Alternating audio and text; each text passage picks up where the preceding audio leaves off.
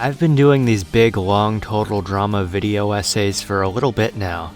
Miscellaneous rankings, character analysis videos, but if there's one element that goes hand in hand with Giggly Iggly, it's Chase. He's a heartless prank channel YouTuber acting as one of the reboot's supporting antagonistic roles in an intentionally anticlimactic run. And oh my god, if you know me, I'm sure you already know, this relatively uncelebrated character awakened the beast within me when it comes to critically thinking about TV shows and tropes. I swear this'll all connect, but I've been watching The Sopranos lately. A show where pretty much every character is all sorts of fucked in the head. Whether it be cheating, murder, abuse, and everything in between. But even as we watch and detest the inner machinations of Tony Soprano's self-justifications, James Gandolfini's performance still has enough charm to touch the hearts of the show's many viewers, which is how the show managed to get away with its titular character being as vile as he is. But still, for any normal show writer, Tony Soprano's horribleness would pose a conundrum, since now you'd somehow need to craft a villain who's able to meet and exceed the worst we've seen so far. Enter Ralph Cifaretto. A, she was a hooer. B, she hit me. Like I said, everyone in Sopranos is pretty horrible in their own right, but the characters justify everything they do internally, whether it be psychiatrically or spiritually, etc. But Ralphie? This guy wears the crime family's evil on his sleeve without a care in the world. I don't think she likes you. Or you. I don't give a flying fuck, my brother. There's barely any respect or strife within this guy's psyche. And that's where Ralphie's antagonistic portrayal comes from, since it goes against every other cast member's own reasons for going down the path of hell. What I mean is, every time Ralphie has a scene about him, you just know he'll spout some sort of bullshit that'll spiral into a serious fire that everyone else needs to tiptoe around. Speaking of 98 pounds, I hear Jenny Sachs getting a 95-pound mold taken off her ass. That's enough for you and your stupid fucking remarks. Go back to Miami and play volleyball, whatever the fuck it is you do down there, or we clean up your fucking mess. And nobody enjoys the shit he'll say more than himself. Paulie's gotta be one of the biggest bottom feeders within the show's lineup, but even he's able to excuse his fucked up life with the idea of helping his seniors. But Ralphie? Nah bro, he'll go out of his way to prank call Paulie's mom in an act of spite. Even Joe Padagliano's acting chops come into play. I don't know if I might have butchered that last name. As he's able to twist Tony Soprano's life of the party type of presence to an obnoxious extent that no other character managed to achieve within the show's 6-season run. It's gonna be a vegetable, Tony. It's gonna be fine. Well, look at the bright side. Wasn't that smart to begin with? Maybe you guys already see where I'm going with this, maybe you don't, but Ralphie's sociopathic, uncaring personality, impulsive butterfly effect kind of story role, and intentionally irritating acting chops are basically that of Chase to a more prominent and murderous extent. Hey, what's your damage? I was agreeing with you. You might want to try harder to make friends. I am not lying when I say Chase has completely uplifted my brain chemistry when it comes to this specific type of shallow, unfeeling douchebag archetype. I've always personally had a soft spot for the stupid yet still dangerous piece of shit, but I see it everywhere now, and it only makes me wish Total Drama used their own embodiment of that trope way more. And my love of this character trope can be rooted to my very first Chase video on this channel. It was odd though, because as episodes of the reboot came out, while yes I loved nearly everyone in the cast, Chase stood out, and not in an oh he's my favorite sort of way, but more so a I know exactly what to do and how to turn you into what could be my favorite character in all of the show kind of way. I'm not sure if anyone has ever had that type of relationship with a character in TD, and I think it's the type of relationship that can only be birthed as you're watching the season when it freshly comes out, since there'd be room for theorizing and all that. But then, even as Season 2 of the reboot was airing, the one where Chase is easily the most irrelevant out of all 16 characters, more so than Scary Girl, and might I add a season I prefer compared to 1, I still just couldn't get this fuckboy out of my head. And once I started to actually make a name for myself as somebody who does total drama video essays, and successfully sold a chunk of the fandom on Chase being as interesting as he is with my current 2 videos revolving around him, it's given me so many opportunities to look back on both the reboot seasons, which somehow then turned Chase into my actual favorite character of the generation. Oh, life is weird sometimes. Chase has sort of become one of my internal mascots within my list of favorite fictional characters of all time due to how much his existence shaped my own creativity. He's right there next to Ralphie, who I just mentioned, Spike, Sawyer, and Aroha Nijue from Super Danganronpa Another 2, who I also have a really weird domino chain type of relationship with. So now we're kinda stuck in this fucked up timeline where Chase of all characters is caught in the psyop of getting the VIP treatment on YouTube. You'd think an 18-minute video going over the broad strokes of what I'd believe to be a perfect main antagonistic force in a hypothetical Season 3, and a 30-minute sequel to that first video hyper-analyzing a specific side tangent service it does for his character would be enough. But you'd be wrong, because I somehow have enough ideas to bring forth a much less focused but still unquestionably lengthy Part 3 of my Chase-centered YouTube videos. You see, every time I feel the need to come up with a detailed but still concise summary of Chase for the sake of selling people on what would otherwise be a middle-of-the-road character, I use a lot of all-encompassing words like satire and sociopath. And while I think these do a great surface-level job of convincing skeptics, I don't want these words to just act as crutches that allow me to quickly jump to all of my cool ideas. No, they could also be tools to look deeper into what writing tropes Chase embodies. Because right now my definitions lead to satire coming off as just being funny but complicated, and sociopath being an excuse to make Chase a villain. Well, that shouldn't be the case. But the idea that this is my third run of things makes me think you guys don't need your training wheels this time around. You don't need your brain to be tricked with big words. We all love Chase.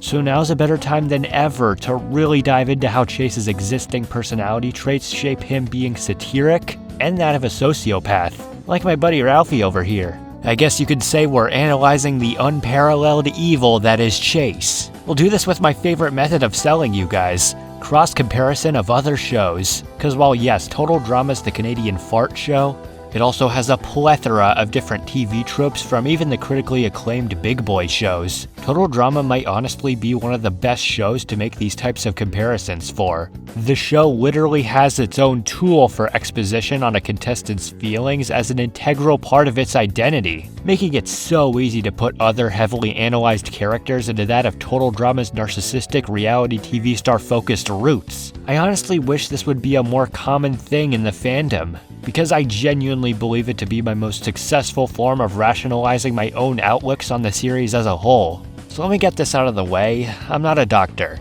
I'm going to intentionally be vague about the different elements that go into being a sociopath, as my last want is to offend anyone watching. Take this from a purely fictional TV show type of perspective that's not applicable to real life. Getting into this very real and serious form of an antisocial/narcissistic personality disorder is purely for the sake of giving you guys a captivating pitch, and not for giving Chase a serious diagnosis. But with that being said, impulsiveness, lack of consciousness, superficial senses of charm, difficulty forming long-term relationships, and an interest in rule breaking are some of the broad strokes you can use to describe sociopathy. Sounds pretty familiar, right? Chase's extreme pranks can also be categorized as a form of manipulation, ticking off another one of our non-existent boxes. If you want to entertain the concept of psychopathy into this video, that'd also be fine, as some of these comparisons I'll be making are inherently more psychopath-alike. As from my relatively unextensive research on the topic, the difference between psychopaths and sociopaths can be grossly treated as subgenres of goth. A lot of the discrepancies come from how it's manifested, which is something Total Drama's kids show Umbrella doesn't have room for.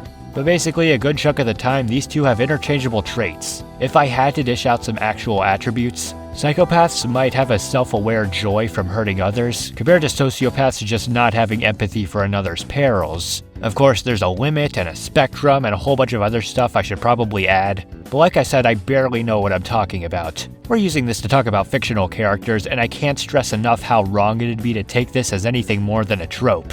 So now that you guys quote-unquote know ball, we can ease into what traits from other shows' characters we can fluently plaster onto Chase, disregarding how relevant Chase actually ended up being.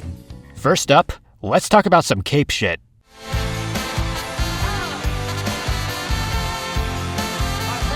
More specifically, the show Peacemaker. I'm a relatively casual comic book fan outside of Total Drama, and I'm sure there's a parallel world not too far off from our own where I'd end up discussing comic book movies. I'm glad it's not this world though, because if I had to discuss Mark Ruffalo's Bruce Banner, I'd put a bullet in my skull. But with that being said, Peacemaker is your classic James Gunn project with crude humor, needle drops, and fighting the Ku Klux Klan. And if there's one breakout character from that series, it'd be Adrian Chase, Vigilante. What the fuck are we caught up in, man? That guy just executed those dudes. I know, how fucking cool was that? A supporting character whose strict view on crime makes him an oddity. And when I mean strict, I mean literally any law being broken by you, a civilian, has you marked for death in his eyes. What other choice do we have besides killing this veterinarian, this nurse, and this mailman? Now, of course, this should go without saying. Total Drama doesn't have insane killers, for the most part. And this isn't a one-to-one comparison, but I believe the way he's presented has a lot of similarities to Chase, most notably his nonchalant approach to inflicting turmoil, and facing turmoil. So your deep, dark secret is that you dig spiders? Yes, I know it makes me ghoulish, but, you know, we all have our faults. Adrian, how many people have you killed? How many's the shit done? Wait, why are you changing the subject? As you can see, it's all behind a mask and dialogue delivery of being portrayed as comic relief, to be presented as sort of an extreme outlook on what John Cena claims to be, to give us the viewer a perspective on his arc. I believe the most telling aspect of this comparison between the two is the separation, or lack thereof, towards their identities. Both Chase and Vigilante are open books personality-wise with close to zero turmoil towards what's right and wrong, because to them, everything they say and do is right, in spite of both being very oblivious dumbasses. And this is reflected in their eerily normal designs and chipper line deliveries in spite of the actual words they're saying. Look, hey, I'm begging you, will you please, just look at my crotch, come on!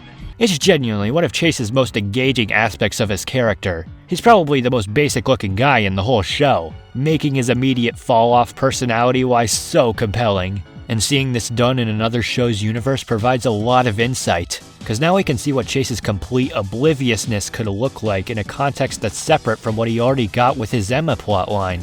If we really want to double down on Chase being more of an antagonistic force than a supporting character, like my first Chase video described, I don't think there's anyone more fitting to bring up than Bowie, who while is a villain who's done morally reprehensible things, also is a character with struggles, very real struggles of valuing his personal connections in a game where that can be used against you.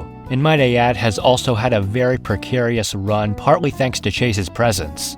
I believe a compelling way to bring this relationship to the next level is by actually putting Chase in a similar playing field to Bowie. And by that I mean, make Chase prove himself as a capable threat from Bowie's perspective. Maybe Chase's changed relationship towards the game is out of envy or jealousy or pride, who knows? But Bowie being somebody who previously put him down as his, at the very most, a bottom 3 contestant he has respect for, now being forced to acknowledge Chase as someone to not underestimate, I believe would provide brilliant insight towards Bowie's immense, and might I add, justified superiority complex to Chase, that I think if given a graceful exit would only double down on his overarching story of being there for Raj, and if he stays around long enough, a redemption towards his and Emma's friendship. Imagine, we get a season where Chase's devil-may-care attitude causes him to make one of the biggest power plays so far that season, highlighting his obliviousness as now being more of a threat than something to scoff at due to its consequences. It kinda sounds familiar. Bowie, of course, being shocked, will then be determined to get a dialogue exchange with Chase. Now Bowie up till this point has always been able to brush aside Chase, and we might even see Bowie start off as this kind of character. But what if this conversation's big twist is the idea that from Chase's perspective, he actually sees a little bit of himself in Bowie? To explain, let's make Bowie John Cena in this Peacemaker clip to emphasize our point. Chase will of course be Vigilante. I always said I didn't care how many people I needed to torture or kill to get it, but... You know, lately I'm just thinking I'm a fucking maniac. Like, I don't know, I'm having feelings about things. Okay. Do you think I feel good when after some dude does some atrocious act that I have to kill them? I don't know. When I find out someone murdered an innocent person, or sold somebody heroin, or did some graffiti and I kill that person with my bare hands, their eyeballs popping out of their skulls, you think that gives me pleasure? No.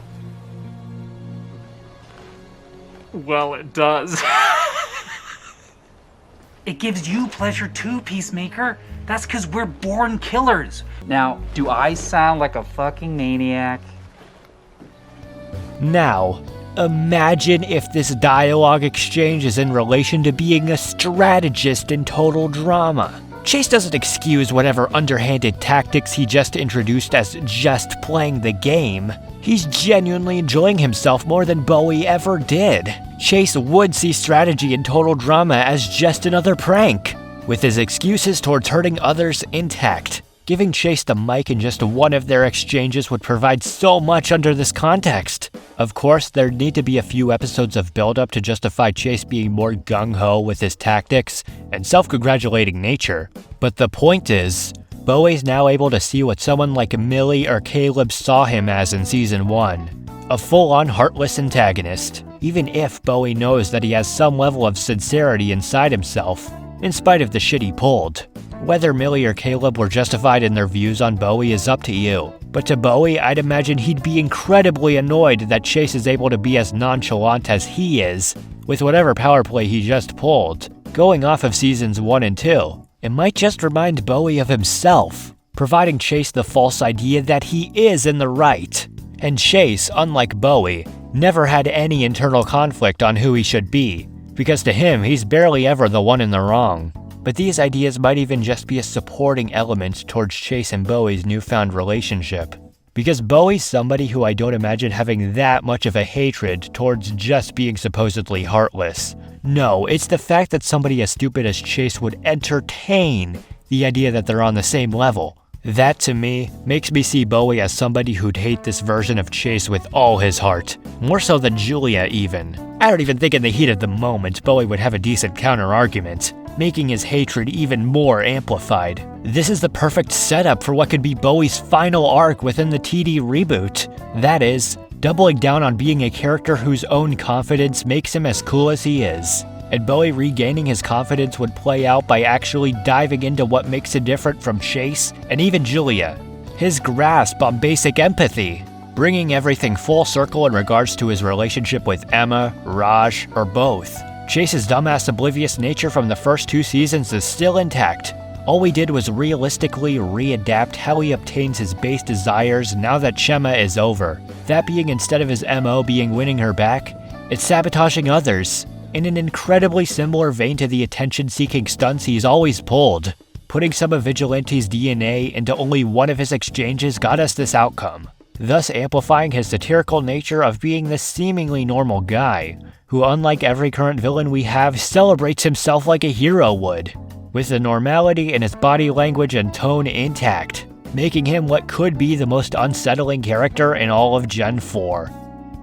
Now to segue into our next analysis, it's important to bring up the most unanimously agreed upon positive quality to Chase's character, his biggest pre-merge impact in the competition, being a part of the unofficially titled Trout Trio, which, while was never confirmed as an intentional part of the show's writing, still very much felt present in the reboot's first season as somewhat of a set dressing towards the team's eliminations, specifically Axel and Scary Girl's boots, as Chase and Ripper were the 2 characters most adamant towards their opinions on them. Plus, it always felt like there was some sort of point being made to team at least 2 of them together when in the heat of a challenge, which felt like a way to give Priya and Millie some sort of adversity on their team. Now, like I said, Trout Trio was always more of a background element than an integral part of the reboot's first season, which has me believing there's no better time like the present to flesh out their dynamic. Pointing out each of the 3's differences when together is our best opportunity to present Chase's uniquely heartless yet still upbeat role in a season. It being more or less a personification of a team's numbers game was a good start, but there's still plenty of room for conflict in lieu of other trios we've seen in the show's history. So in order for us to see how the Trout Trio can manifest adversity with others and within themselves, let's take a look at Buffy the Vampire Slayer. I've celebrated Buffy before in other videos, and that's for a good reason. Buffy the Vampire Slayer is probably my favorite show of all time. What you think is going to be your generic monster of the week teen schlock is actually a great character study of facing genuine real-world adversity. 9 times out of 10, it'll provide some of the best long-lasting character arcs you will ever see on TV. Buffy, Giles, Willow, Not You, Anya, Cordelia, Spike, Angel, Dawn. I'm not lying when I say the entire cast is S tier, and I guarantee most of you guys will fall in love with them the same way I have. On top of that, its dialogue is some of the sharpest you'll ever see. That'll put marzipan in your pie plate, bingo. Sure, it's jokey, but every character deserves the chance to be a comic relief in this show's universe. What I'm saying is, Buffy the Vampire Slayer uses its silly vampire and demon-infested world to its advantage by subverting expectations comedy-wise and relationship-wise. And Total Drama at its best has also done this with the reality TV alliance-building strategy-making format. Both shows use their presence to complement a mostly teenage coming-of-age type of cast. Buffy is a perfect show for dissecting just how much potential Chase has to be a next-level hyper-satirization towards what Total Drama stands for. And the first season of Buffy that comes to mind for realizing that idea is Season 6. You see, Buffy's a show that went on for a relatively long while, from the mid to late 90s to early 2000s, meaning it managed to turn into one of the many shows which tried to use its titular character as an opportunity to grow with its audience. This started in Season 5, with the writer's desire to erase some of Buffy's biggest supporting elements of her personhood, leading to one of my favorite character arcs in the whole series of her becoming the best hero she can be. And with the transition to Season 6, a lot of other shows would try to up the stakes by making its next villain the most evil, Lovecraftian demon you can imagine. But not Buffy. The next batch of characters to act as her main antagonistic force are these losers: Jonathan, Warren, and my personal favorite, Andrew. We're like supervillains. Which one of you is leader? I am. I will kill the leader. He is. I will kill you all. Wait! No fair! To complement the growing pains of Buffy being unceremoniously pushed into the adult world after Season 5, the main villains are now a bunch of bumbling idiots who start as a background element to Buffy's struggles of needing to continue living in a world which doesn't give her happiness. She's quote-unquote going through the motions. Yeah, we teamed up with one clear, super cool mission statement, remember? So, you guys want to team up and take over Sunnydale? Okay. Now first off, they're kind of comedic gold. I need you to hold hands. With each other? Well, you know what homophobia really means about you, don't you? Stop touching my magic bone! They're these incels who, while have a similar base desire to each other, are more so caught in their own egos at the end of the day. And when you're too busy laughing at them, that's when the writers found it most optimal to pull the rug. That's right, we're skipping the bubble round, because things just got real. The trio actually starts getting genuinely sinister and fucked up with their actions in ways I can't even begin to describe. Now, of course, 2 of them are morally disgusted with the acts they pulled, but their leader, Warren, is overshadowing those thoughts with his own attempts at camaraderie. Or maybe I should say gaslighting.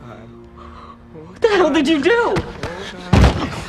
We did this. Me and Andrew and you. It's on all of us. Oh God. Shut up! All alongside Buffy's team herself having the most falling outs we've ever seen in the show up till this point. A narrative rock bottom, if you will. I think an important aspect of this trio is putting them on a morality scale, with Jonathan being our most spotless, Andrew being the middleman, and Warren being the most vile evil we can imagine up till this point, acting as the biggest persuader in a lot of the season's most fucked up elements, with his group continuing to go down the deep end nearing the end of the season. But hey, even with all the depressing moments, at least some elements in Buffy's life are starting to improve. Characters are coming back and...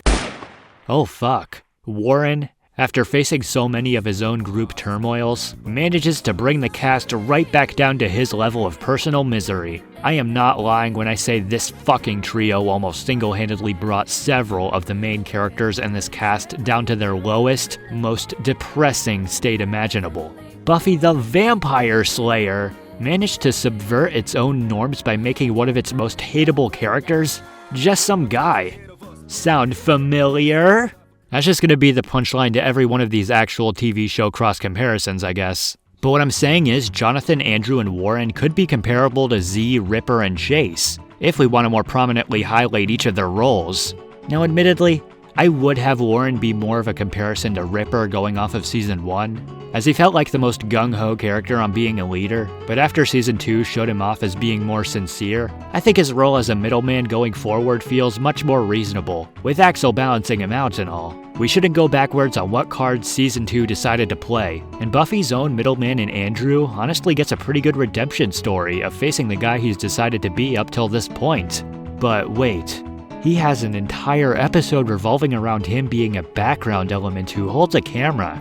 And, oh my god, a red hoodie! Man, if Ripper wasn't the one to grow into a more nuanced character, maybe Chase would be the one to get a redemption. But our current Trout Trio parallels can act as our own experiment to see how far Chase can fall in order to glaze Ripper's growth. And Warren being much more of an upfront sexist still gives him some comparisons to Chase. But honestly, I think them upping Chase's sexism might do more harm than good. As like the Bowie segment earlier mentioned, Chase's humor comes from genuinely not getting social cues, and upping the ante is an easy way to lose that part of him. So instead, I'd make the groundwork of Chase being a worse and worse person as the season goes on in a similar vein to Warren. More of him thinking he's above everybody and not just women, with his sexism coming across as more lightning-esque. But I still hope the parallels I'm introducing are clear. A new season with Z, Ripper, and Chase starting off with highlighting how far Ripper has come could give Chase's center of the world superiority complex a run for its money, thus making even Z less secure about his role on the team by proxy,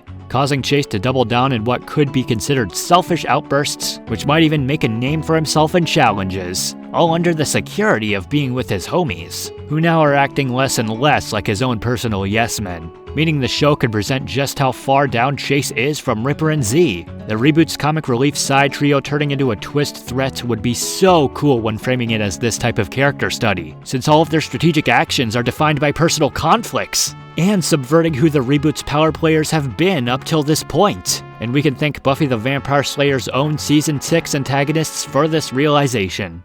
Now, I don't exactly have a direct show parallel for our next Chase dynamic, but it's pretty easy to piggyback Axel into the mix. Cause come on, the entire past few minutes was spent in regards towards his negative attributes Chase will gain, thanks to his amplified role in the Trout Trio. Ripper and Chase getting into fights more than anything is a realistic and honestly pretty funny scenario to think about. Axel might just even be the catalyst towards his newfound relationship, as her presence is what'd bring out Ripper's desire to go against Chase, giving Z more of a child going through a divorce type of arc. But what exactly could Chase say to Ripper as a starting point for these conflicts? We can't have Ripper acting as too much of a crybaby, so we can keep his obnoxious challenge ability intact. Chase needs to be the instigator in at least some of these debates. So we're gonna pin the blame on Chase's narcissism. Michael Scott, boom! Him and Chase are both children. I said I didn't have a comparison, but I just thought that up as I was writing this video. Let's go to New York. We'll go clubbing with Ryan. I can't. Yes, you can. You're single, I'm single. It'll be awesome. I'm not single. Who are you dating? Pam. That's still going on?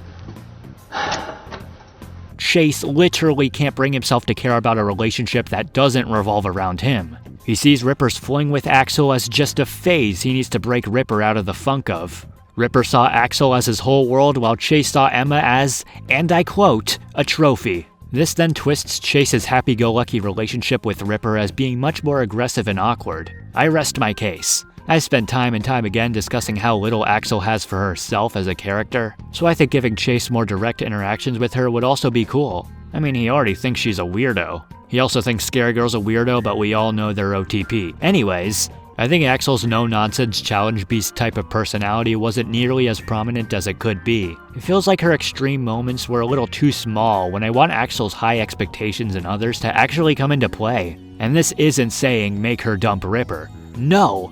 Use those in compliment to Ripper. Some of this was explained in the Ripper video, but if we start off by diving into Axel's uneasiness between her crush on Ripper and her desire to play the game, we could present a more fluid blending of those two personalities, since it'll give her an excuse to pay attention to the contestant with the second most hands-on relationship with Ripper, making both a strategic and emotional stake in the game. then we'd see a more violent depiction of Axel than ever. Because come on, just seeing a guy as carefree as Chase forming an influence over Ripper should set her off. These two together I think would provide amazing contrast. One is super lighthearted, the other is stone cold. It'd be kinda like the Ripper and Axel relationship during the pirate ship episode, just a million times worse, because Chase isn't exactly matching Axel in anger.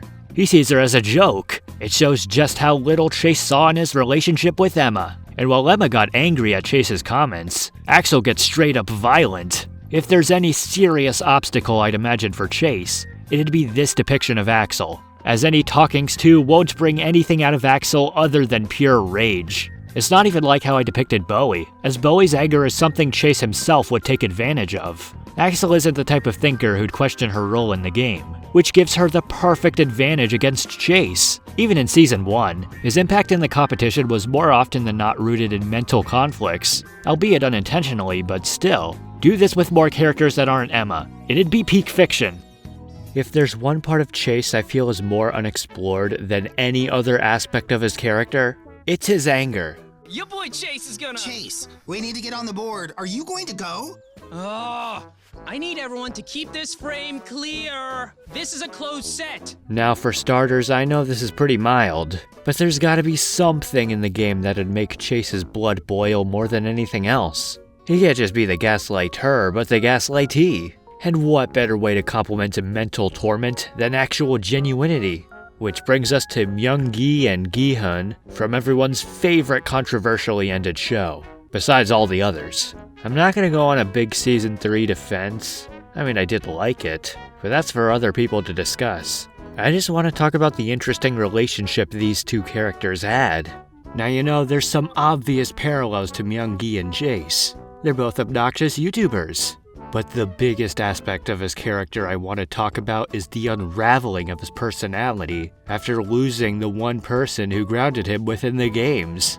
There was even exposition to us firsthand that losing this character I'm being intentionally ambiguous and spoiler-free on would fuck him up. And this culminates with his last interaction with Gi-hun. After his idolized future falls apart, Myung-gi genuinely starts to toy with him, balancing what's narratively represented as the fate of inherent goodness in people. As grand as that idea sounds, there's a lot of particulars in what would be considered a big but still very irrational plan that I don't think quite matters for the sake of the video. I just want to talk about his relationship with Gi-hun, which is rooted in pure envy towards his selflessness in regards to the game.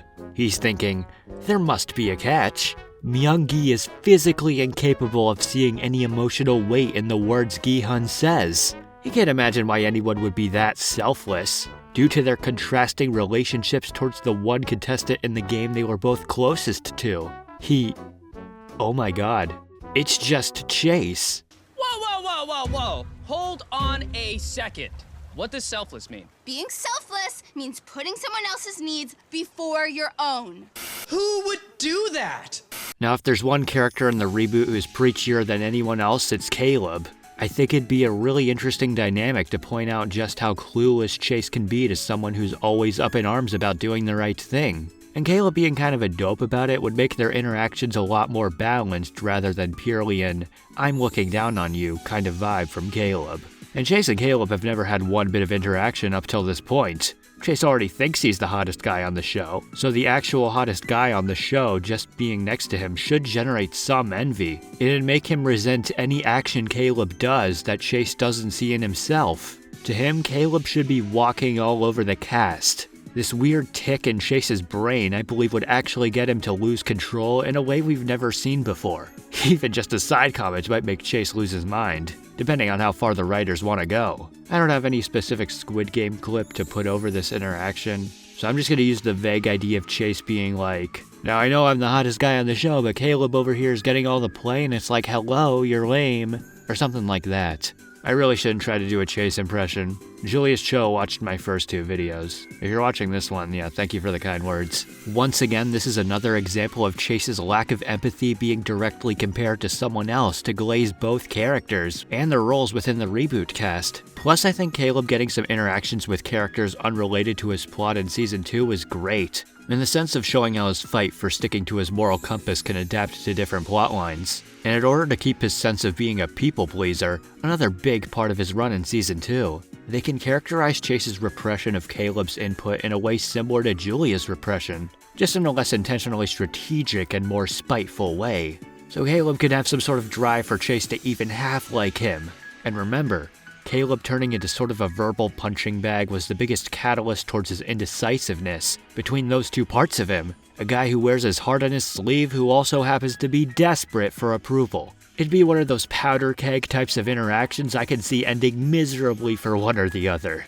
Okay, after all the cross comparisons and dissections of Chase I've done, I hope you guys understand his differences from Julia, Bowie, and any other vague inclination of a threat the show is focused on. His static presence and normal design and voice made the shit he's already pulled a twist in its own right. The way Chase's actions have already made conflict in other people through second guessings and underestimations already makes him one of, if not the most unpredictable and chaotic camper in Total Drama's 100-character lineup we've ever seen. Every thinker in the cast would have a run for their money. Since Chase doesn't use logic, he uses impulsivity and gaslighting under the veil of genuinely believing he's morally sound. If Total Drama is like a constant game of poker, going up against Chase is like playing poker against a face that'd be considered unreadable. Plus we had the crocodile tears that he already has a reputation for, and we have ourselves a straight-up menace. As you just never know how Chase will masquerade both himself and others, with how much he's already convinced himself as being in the right.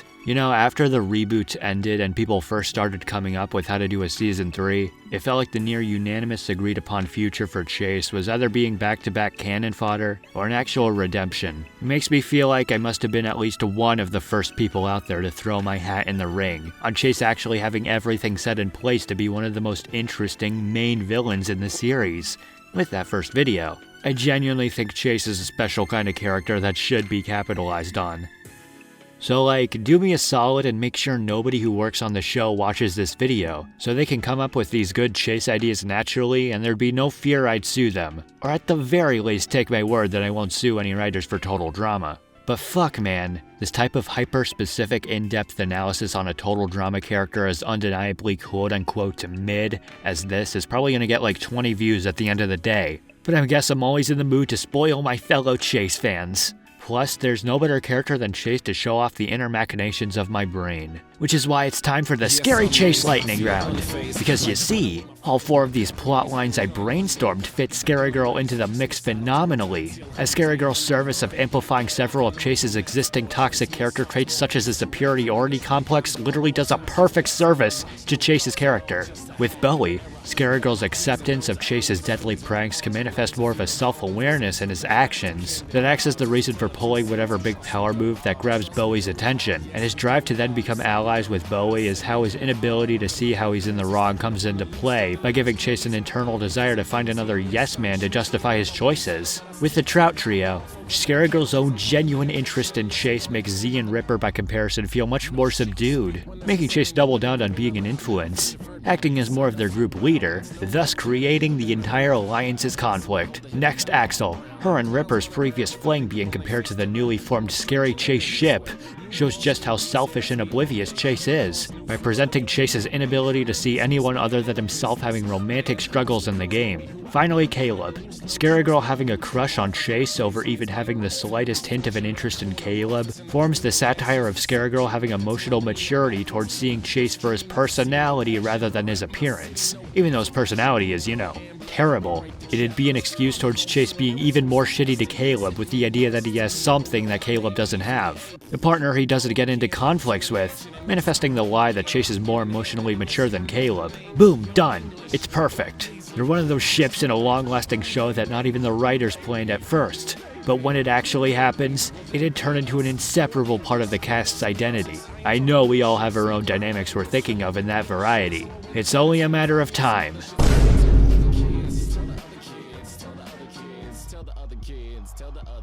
Tell them other kids whatever you like. It's Freestyle Friday, March 19th, whatever. I don't really, is that the way they do it, I would do it, even if the rap songs, rap music, we do it.